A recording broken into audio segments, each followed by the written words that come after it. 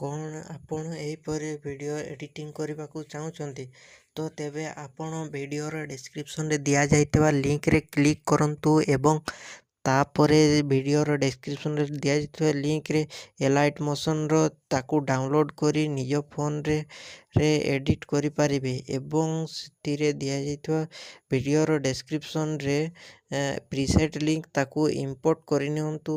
ତାପରେ ସେଥିରେ ଆପଣ ଯାହା କିଛି ଚେଞ୍ଜ କରିବାକୁ ଚାହୁଁଛନ୍ତି ତାହା ଚେଞ୍ଜ କରିପାରିବେ ଏବଂ ନ ଚେଞ୍ଜ କରି ମଧ୍ୟ ଆପଣ ତାକୁ ସିଧା ଡାଉନଲୋଡ଼୍ କରିପାରିବେ।